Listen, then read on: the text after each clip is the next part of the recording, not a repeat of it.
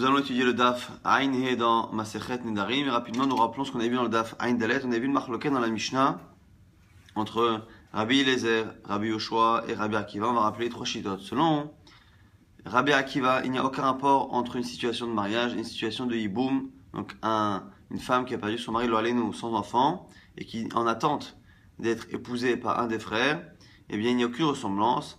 C'est-à-dire que dans aucun cas, le beau-frère pourra annuler le vœu de la femme.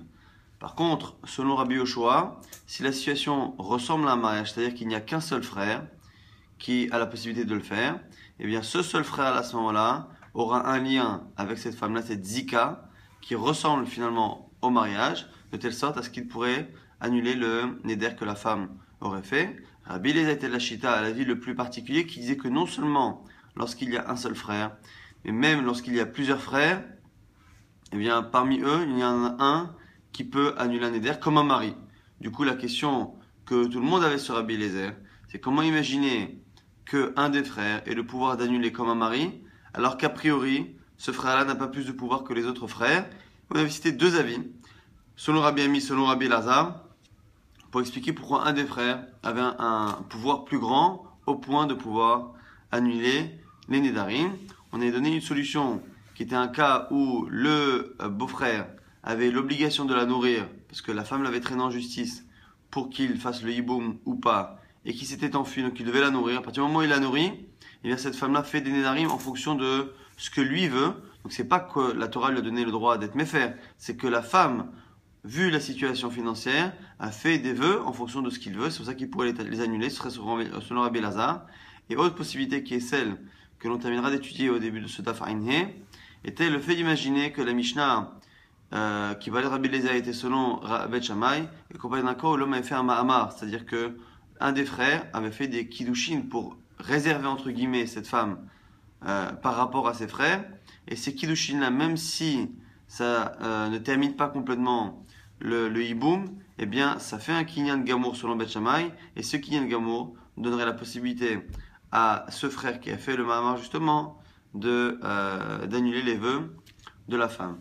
L'Agma avait terminé hier sur une braïta qui avait l'air de confirmer la lecture de Rabbi Ami. Donc Rabbi Ami Tanamora, et on a une braïta qui a l'air de parler un peu comme ce qu'a dit Rabbi Ami. Cette braïta nous explique la discussion entre Rabbi Eliezer et Rabbi Eliezer et Rabbi Akiva et Rabbi Yoshua. Il y a deux choses.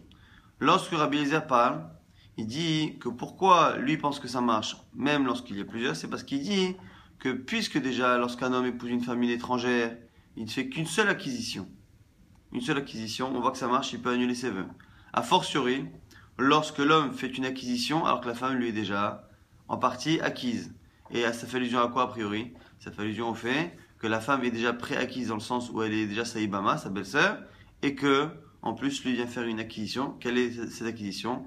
C'est sûrement le fait de faire un ma'amar, le fait de faire des kiddushin. Donc cela a l'air de confirmer l'explication de Rabbi Ami, en dehors du fait que à la réponse finale que dit Rabbi Akiva, lorsque Rabbi Akiva rejette à la fois Rabbi Eliezer, à la fois Rabbi Yoshua, il vient expliquer que finalement, le premier argument qu'il a donné n'était pas lié réellement au cas particulier de Rabbi Eliezer. Il a dit finalement, moi je ne fais pas de différence qu'il y ait un frère, qu'il y ait plusieurs frères, qu'il y ait un ma'amar, donc qu'il y ait des kiddushin ou pas de kiddushin. Et donc cela sous-entend que jusqu'à présent on avait discuté d'un cas où il y avait des kiddushin. La Gemara, donc Daf Ain He, nous explique, une fois qu'on a cité la braïta hier, nous explique quelle est la partie de la braïta qui sert de preuve pour Rabbi Ami. Tania Kevate de Rabbi Ami, en quoi cette braïta parle comme Rabbi Ami?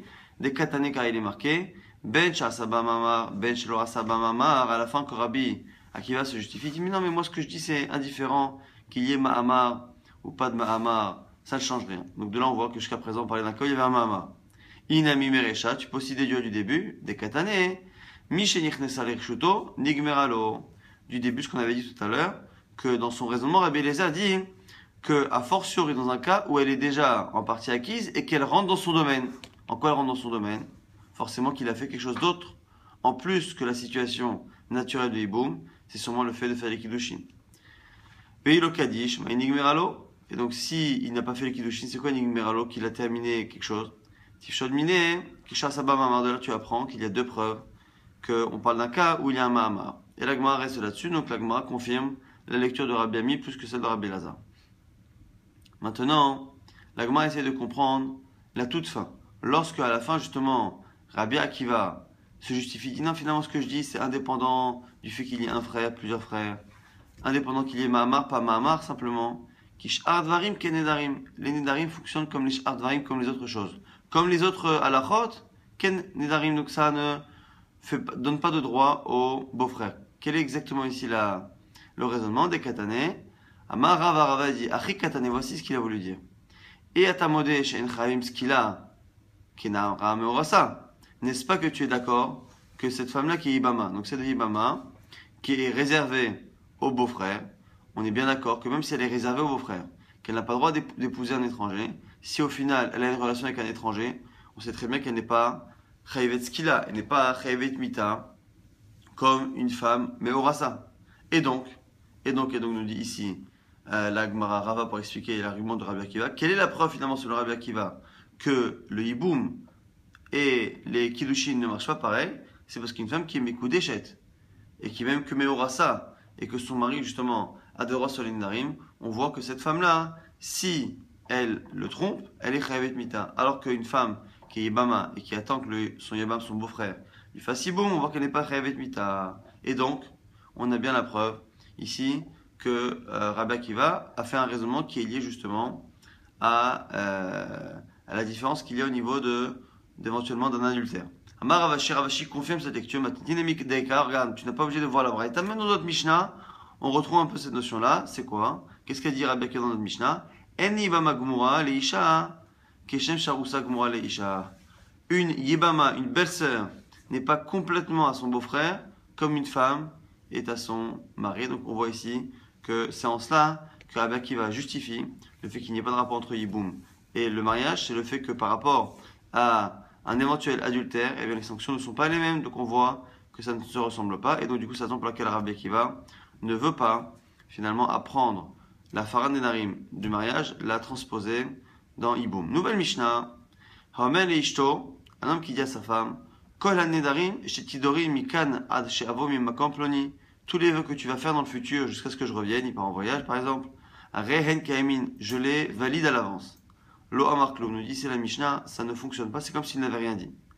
Rehen Moufarin, si par contre il veut annuler les vœux à l'avance, Rabbi Eliezer Amar Moufar, Rabbi Eliezer pense que ça marche, Chachamim Omrim, Eino Moufar. Mais Chachamim pense que le vœu n'est pas annulé. Donc on voit ici qu'on a un accord par rapport au fait de valider un éder à l'avance.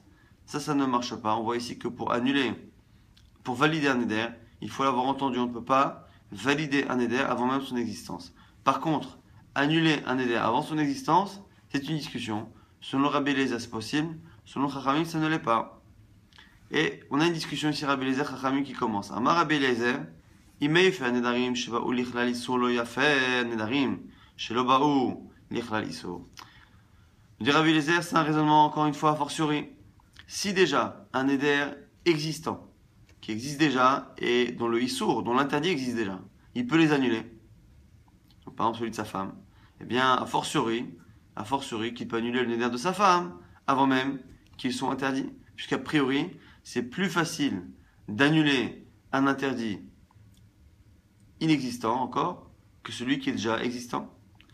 Qu'est-ce que répond Chachamim? Amroulo, Arehu Omer, Isha hikimenu, ve Isha yeferenu. C'est marqué dans la Torah que c'est le mari qui valide le neder, c'est le mari qui l'annule. Pourquoi on les met, ces deux actions, l'une à côté de l'autre? C'est pour nous dire ici qu'il y a un rapport entre les deux. De la même manière que pour être mekim, pour valider un neder, eh bien, il faut que le neder soit déjà chal, qu'il ait déjà une existence. Isha hikimenu, de la même manière, Isha yeferenu, lorsqu'un mari voudra annuler, eh bien, il faudra aussi que le vœu soit déjà existant. Donc, on a ici une discussion entre Rabbi Eliezer et Chachamim. A priori, selon Rabbi Eliezer, c'est un raisonnement a fortiori, qui nous dit que puisque déjà il a la force d'annuler un éder existant, a fortiori qu'il a la possibilité d'annuler un éder qui n'a pas encore d'existence, et il a l'air d'être ici que Chachamim ne sont en désaccord qu'à cause d'une Xerat Akato, à cause d'une sorte de Hekesh, du fait que l'on ait mis à côté dans la Torah la validation et l'annulation d'un éder, qui montre que finalement les deux marchent de la même manière. Et shebalichlal akem balichlal afer. On apprend donc finalement que ce n'est qu'un neder qui est validable, qui peut justement être annulable. S'il n'est pas encore validable, donc il n'est pas encore été, il n'est pas pris d'existence, eh bien il ne peut pas justement être annulable. Ça c'était la Mishnah. Maintenant la Gemara pose une sheila sur Rabbi Eliezer dans la Gemara. Ibaya lehu. Question. Les Rabbi Eliezer, mechal chalin ou vatlin, odilma lo chalin klal. Lorsque Rabbi Eliezer nous dit qu'un homme peut annuler un neder en avance, est-ce que mechal chalin ou vatlin, est-ce qu'en fait on estime que le vœu va prendre effet? Donc on a dit il part en vacances, il dit à sa femme tous les vœux que tu vas faire pendant 2 mois, je les annule.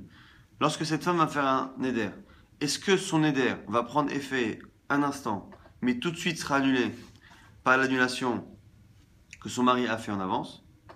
Odilma lochalin klal. Ou est-ce que peut-être que lochalin klal, peut-être ce qu'il est en train de faire, c'est de faire en sorte que le neder ne prendra jamais effet, même un instant. La Gemara nous dit le maïnaf kamina. Qu'est-ce que ça change? Pourquoi? Parce qu'au final, que ça fasse un effet d'un instant ou pas, un instant c'est un moment qui est quasi incompressible, impossible à être en mettre à la. Donc du coup, on ne pourra pas trouver de conséquences halachiques. Dans quel cas finalement on a une conséquence halachique? Puisque finalement, ce moment-là où le vœu, si on imagine que le vœu prend effet pendant une fraction de seconde, au final la femme n'aura même pas le temps de le transgresser. Comment est-il possible de trouver une conséquence halachique de cette sheila? Est-ce que finalement le vœu est annulé avant même de commencer, ou est-ce qu'il est annulé après une fraction de seconde d'instant? Alors la Gemara nous dit voilà le cas qui nous sert. Kegon de atpis aharina bahadin nidra. C'est parce qu'on parle d'un cas où une autre personne a été matpis à importer le neder que la femme a fait. Eh bien il a importé sur lui, il a fait une adpassa, il a fait un copier-coller. Donc la femme a fait un neder. En fait, le mari alors ça dit voilà, tous les nédarim que tu vas faire, je les annule. Sur le Rabbi Eliezer, ça marche. Simplement, cette femme-là, elle fait un neder. Elle le fait donc au bout d'un mois. Je fais un neder 2. Et il y a une autre femme qui est à côté et qui dit tiens, moi aussi je veux faire pareil. Alors là, ça va être important. Si tu dis que cette femme-là, même si le vœu va être annulé, pendant une fraction de seconde, son neder va exister, et tout de suite il sera annulé, à ce moment-là, son neder ayant existé pendant un instant, eh bien la femme qui est à côté peut transposer ce vœu qui a existé et qui est maintenant annulé, mais qui a existé, peut le transposer pour elle. Et à Marc Lochalin, si tu dis que dès le départ, le fait que le mari ait dit qu'il ne veut pas de neder, eh bien ça fait en sorte que les nédarim qu'elle va faire ne prennent pas d'existence, même une fraction de seconde, eh bien la femme qui dit moi je veux la même chose, le même neder, eh bien ça ne marche pas parce qu'il n'y a pas de neder ici, si on imagine que le neder n'a jamais pris effet. Loïka Machacha, il n'y a rien. Maï, la question reste entière finalement. Est-ce que lorsque, selon Rabbi Eliezer, on nous dit que le vœu est annulé, est-ce qu'il est annulé avant même qu'il soit prononcé, ou est-ce qu'une fois qu'il est prononcé, il a une existence qui dure une fraction d'instant de seconde, et que tout de suite il est annulé? La Gemara va tenter ici de rapporter quelques preuves à cette question. Tashma vient apprendre de notre Mishnah, à Rabbi Eliezer. Rabbi Eliezer, lorsqu'il s'est défendu, il a dit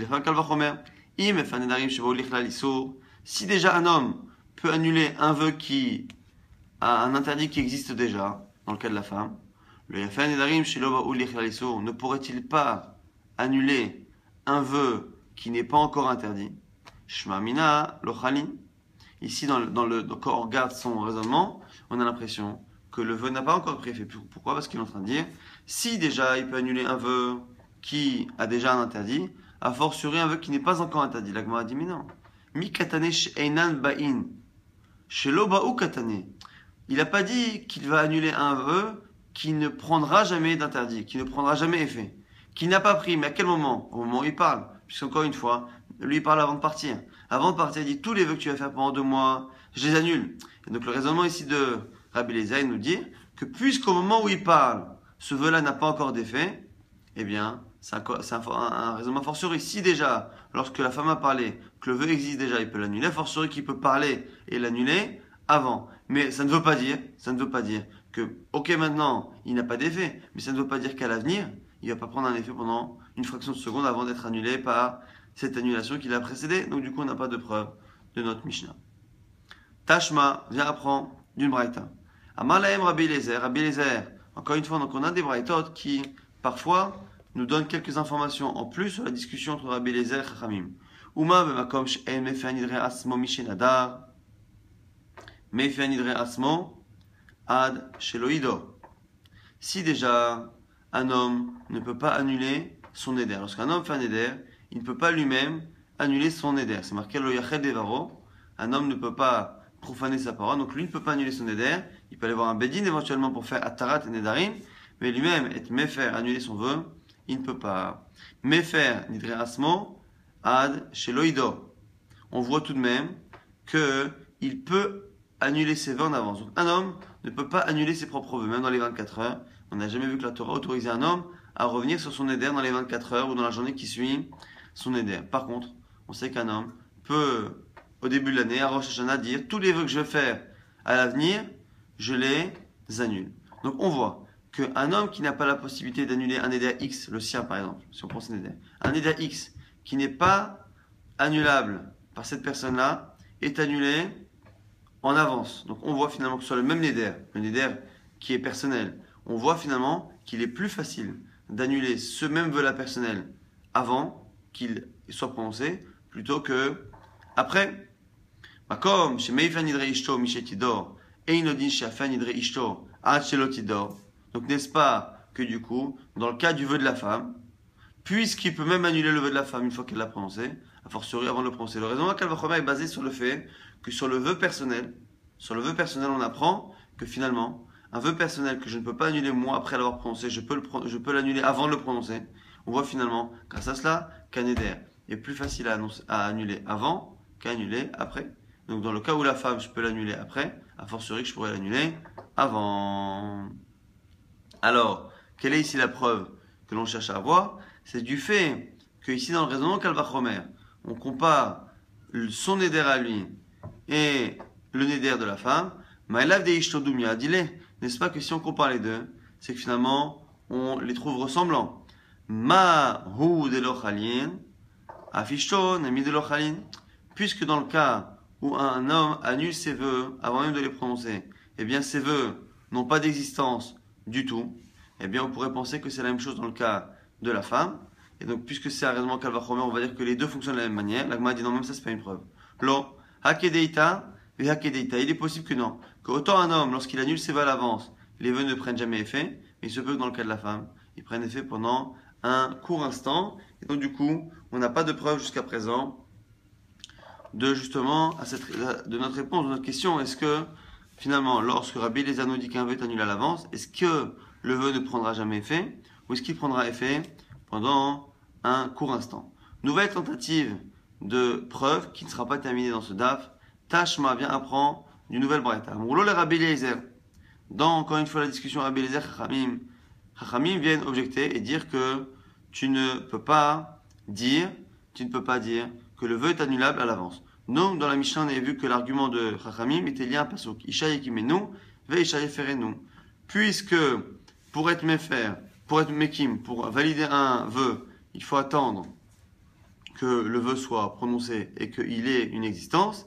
Et bien pareil pour la hafara, pour l'annulation, Isha yekimenu, Isha yeferenu. Il faut d'abord qu'il soit validable pour qu'il soit éventuellement annulable. Donc on avait vu que Chachamim n'avait pas l'air de contredire le Kalvachomer de Rabbi Eliezer, simplement ils avaient l'air de trouver Xeratakatouv, un Ekesh, une association de deux dinim, à cause de la proximité justement de deux halachot, la kama et la fara, la validation et l'annulation que le mari peut entreprendre. Maintenant ici dans une braïta, on voit que dans la réponse de Chachamim, on a aussi une objection au Kalvachomer de Rabbi Eliezer.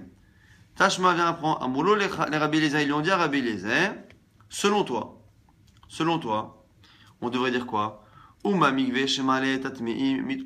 Si déjà un migvé qui arrive à enlever l'impureté de ceux qui sont impurs, mais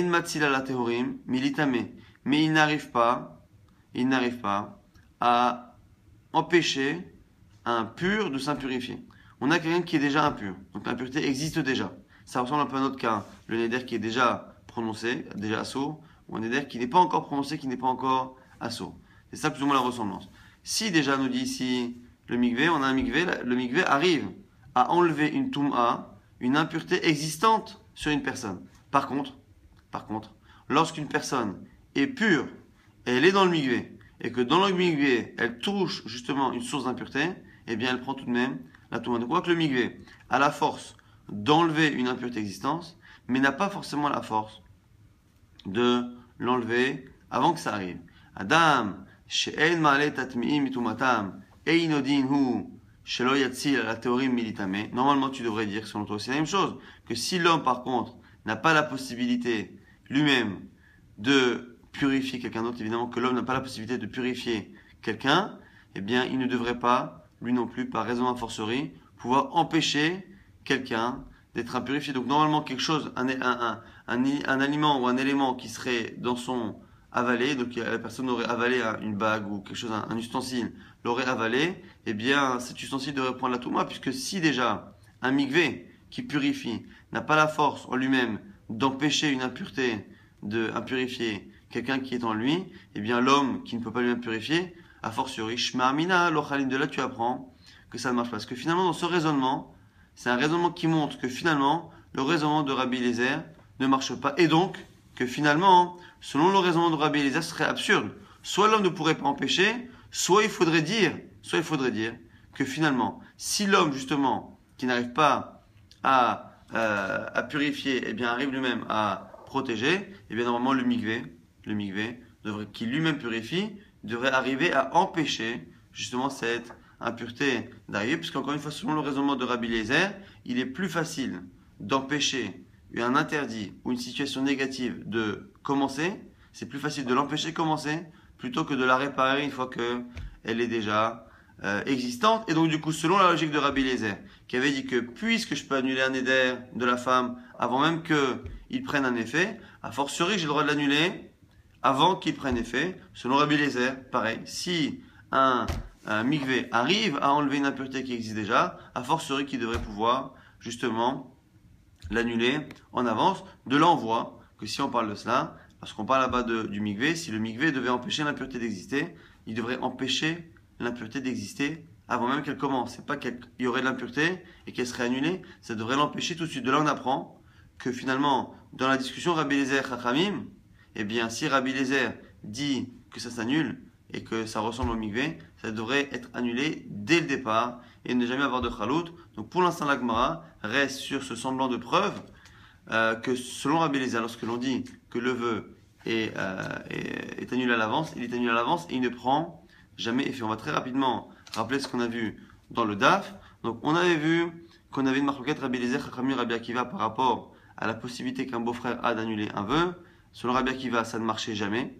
Et on a vu à la toute fin du DAF, à la toute fin de la Sugia d'hier, que finalement, selon Rabbi Akiva, qu'est-ce qui fait que ça ne marche pas? C'est parce que puisque dans le mariage, une femme qui trompe son mari, elle est chayavet skila. Or, une femme qui est liée à un yabam, si elle le trompe, elle n'est pas chayavet mita. On voit que finalement, il n'y a pas du tout le même engagement dans un mariage que dans un hiboum. Et donc, c'est la raison pour laquelle le yabam n'a pas la possibilité d'annuler les nedarim. Ça, c'est Rabbi Akiva qui expliquera que quel que soit le nombre de yabam, de beaux-frères qu'il y a, on ne pourra jamais procéder à une annulation par un beau-frère. On avait dit que Rabbi Yoshua lui pense qu'il y a un kalvachomer.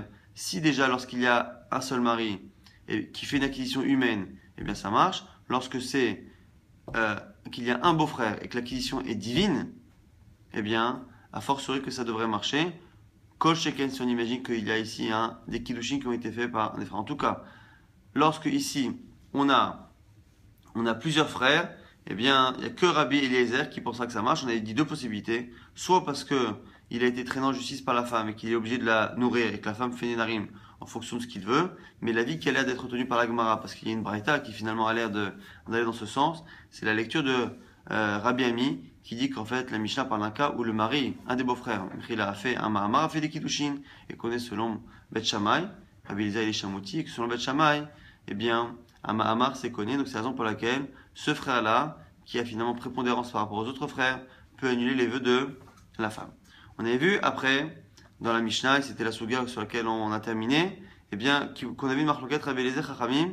Est-ce que tout le monde est d'accord qu'on ne peut pas valider un vœu à l'avance, avant même qu'il soit prononcé? Par contre, annuler un vœu, avant même qu'il prenne effet, annuler le vœu d'une femme avant qu'elle le prononce, c'est une marloquette. Selon Rabbi Eliezer, ça marche. Selon Chachamim, ça ne marche pas. Donc, Dans notre Mishnah, on a vu que c'était un raisonnement. Selon Rabbi Eliezer, c'est un raisonnement a fortiori. Si déjà on peut annuler un vœu avant même qu'il prenne effet, eh bien a fortiori, si on peut annuler un vœu une fois qu'il a pris effet, une fois que la situation de l'issour existe déjà, a fortiori avant qu'elle existe, et selon Chachamim, a priori, dans notre Mishnah en tout cas, l'objection à la dette par rapport à un pasuk, un Ekesh, puisqu'on a mis à côté la validation et l'annulation d'un vœu, on voit que ça fonctionne de la même manière, qu'on ne peut pas annuler un vœu s'il n'est pas arrivé un moment où je peux déjà le valider. Or, pour le valider, il faut qu'il soit prononcé et qu'il soit existant. Eh bien, c'est pareil pour l'annulation. Et on avait posé une chéla dans la Gemara qui n'était pas totalement résolue. Est-ce que finalement, selon Rabbi Eliezer, lorsque le vœu, on dit qu'on peut l'annuler avant justement qu'il soit prononcé, est-ce que lorsqu'on l'annule avant qu'il soit prononcé, ça veut dire qu'il ne prendra jamais effet? Ou est-ce qu'il prendra effet un court instant avant d'être annulé automatiquement par l'annulation qui a été prononcée avant justement ce neder? C'est ça la chéla de la Gemara. Et la Gemara avait rapporté plusieurs preuves, dont la Mishnah, qui n'étaient pas finalement des bonnes preuves, jusqu'à finalement terminer sur un raisonnement de Chachamim, une réponse de Chachamim, qui ont l'air de comparer ça à un mikvé, et qui a l'air de dire finalement que si on allait jusqu'au bout du raisonnement de Rabbi Eliezer, on devrait dire qu'un mikvé qui arrive à enlever une impureté de quelqu'un, une impureté existante, eh bien, a fortiori qui devrait empêcher quelqu'un de pur, eh bien, de s'impurifier lorsqu'il est dans le mikvé. Et donc, si dans le raisonnement, on irait jusqu'à dire qu'un mikvé empêcherait d'impurifier, ça voudrait dire que dans un cas ressemblant, eh bien, il faudrait dire que c'est un cas où le issour ne prend jamais d'effet, puisque dans le cas du mikvé, si le mikvé devait empêcher quelqu'un de prendre une impureté, ça voudrait dire que l'impureté ne prendrait jamais effet. Si on transpose ce raisonnement-là dans notre cas d'un Faran Nedarim, ça voudrait dire que selon Rabbi Eliezer, lorsque le mari annule, il annule complètement, il empêche Birla le issour d'exister, comme un mikvé pourrait empêcher éventuellement un issour, une touma, de prendre effet. Voici, Dieu veut essayer d'enregistrer le daf de Shabbat d'ici la fin de la matinée. Kol Tov.